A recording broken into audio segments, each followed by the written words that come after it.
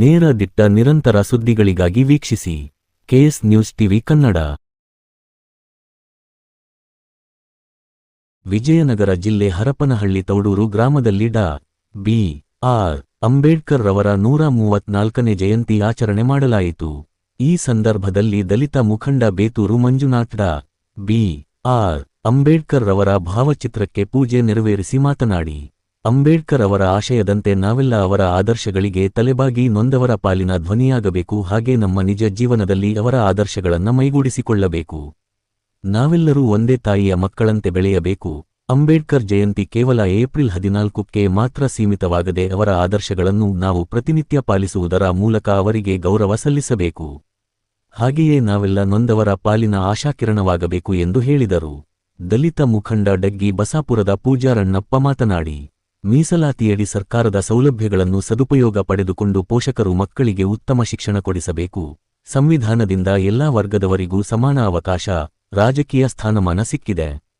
ಶೋಷಿತ ಸಮುದಾಯಗಳು ಉತ್ತಮ ಶಿಕ್ಷಣ ಪಡೆದು ಸಂವಿಧಾನಬದ್ಧ ಹಕ್ಕುಗಳನ್ನು ಪ್ರಶ್ನಿಸುವ ಹೋರಾಟದ ಮನೋಭಾವ ಮೈಗೂಡಿಸಿಕೊಂಡು ಸಮಾಜವನ್ನು ಮುನ್ನಡೆಸಬೇಕು. ಅಂಬೇಡ್ಕರ್ ಅವರ ಸಂವಿಧಾನ ಅರಿತುಕೊಳ್ಳಬೇಕು. ವಕೀಲರಾದ ಮಾದಿಹಳ್ಳಿ ಗೋಣೇಶ್ ಮಾತನಾಡಿ, ಸರ್ವಧರ್ಮದ ಸಮಾನತೆ ಹರಿಕಾರರಾದ ಅಂಬೇಡ್ಕರ್ ಅವರು ಕೇವಲ ಒಂದು ಜಾತಿಗೆ ಸೀಮಿತವಲ್ಲ, ವಿಶ್ವಮಾನವರಾಗಿ, ಶೋಷಿತರ ಬೆಳಕಾಗಿ, ಅರಿವಿನ ಗುರುವಾಗಿ, ಮೌಢ್ಯತೆ, ಅಸಮಾನತೆ, ಶ್ರೇಣೀಕೃತ ಜಾತಿ ವ್ಯವಸ್ಥೆ ವಿಜೃಂಭಿಸುತ್ತಿದ್ದ ಸಂದರ್ಭದಲ್ಲಿ ಅಂಬೇಡ್ಕರ್ ದೇಶಕ್ಕೆ ಸುಭದ್ರ ಸಂವಿಧಾನವನ್ನ ರಚಿಸಿ ನಮಗೆಲ್ಲ ಆದರ್ಶದ ದೀಪವಾಗಿ ನಮ್ಮೆಲ್ಲರಿಗೂ ಬೆಳಕು ನೀಡಿದರು ಎಂದು ತಿಳಿಸಿದರು. ಇದೇ ವೇಳೆ ಅಂಬೇಡ್ಕರ್ ಜಯಂತಿ ಅಂಗವಾಗಿ ನೀಲಿ ಧ್ವಜ ಹಿಡಿದು ಗ್ರಾಮದ ಪ್ರಮುಖ ಬೀದಿಗಳಲ್ಲಿ ಮೆರವಣಿಗೆ ನಡೆಸಿ ನಂತರ ಯುವ ಪೀಳಿಗೆಯೊಂದಿಗೆ ಹಾಡಿಗೆ ಹೆಜ್ಜೆ ಹಾಕಿದರು. ಈ ವೇಳೆ ವಿಜಯನಗರ ಜಿಲ್ಲೆ ಅಂಬೇಡ್ಕರ್ ಸ್ವಾಭಿಮಾನಿ ಸೇನೆಯ ಜಿಲ್ಲಾಧ್ಯಕ್ಷ ಚಿಕ್ಕಮೇಗಳಗೆರೆ ಮಾರುತಿ, ದೊಡ್ಡಮನಿ ಕೆಂಚಪ್ಪ, ಗೋಣೇಶ್ ವಕೀಲರು, ಅಂಜಿನಪ್ಪ ಮಾದಿಹಳ್ಳಿ, ಕೋಟೆಪ್ಪ ತೌಡೂರ್, ನಾಗರಾಜ್, ದೊಡ್ಮನಿ ಉಚ್ಚೆಂಗೆಪ್ಪ, ಡಿ. ಮರಿಯಪ್ಪ, ಎಸ್.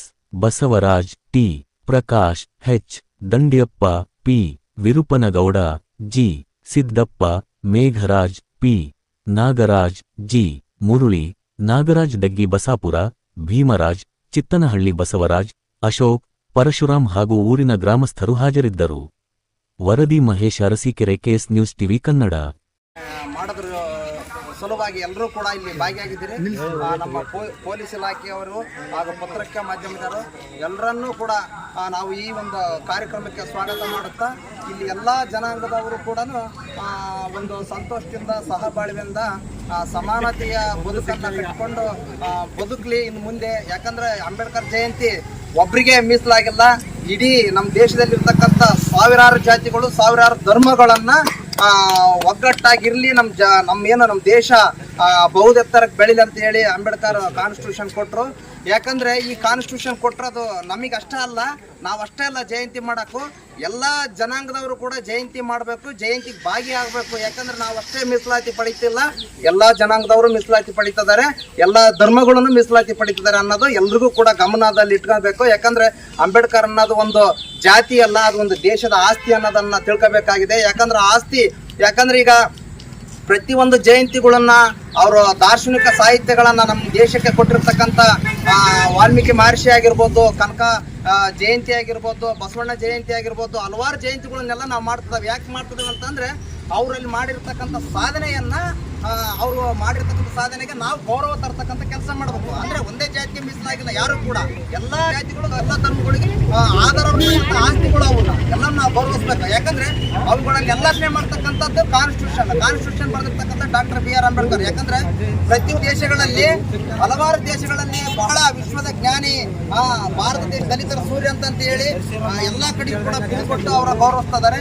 ಅದೇ ರೀತಿಯಾಗಿ ನಮ್ಮ ದೇಶದಲ್ಲಿ ಕೂಡ ಕೆಲವು ಏನು ಬಲಿಷ್ಠ ಒಂದು ಬಂಡವಾಳಶಾಹಿಗಳು ಕೂಡ ಈಗ ಅರ್ಥಕೊಂಡಿದ್ದಾರೆ. ಬಾಬಾ ಸಾಹೇಬ್ರ ಶಕ್ತಿ ಏನಂತ ಹೇಳಿ ಅರ್ಥಕೊಂಡಿದ್ದಾರೆ.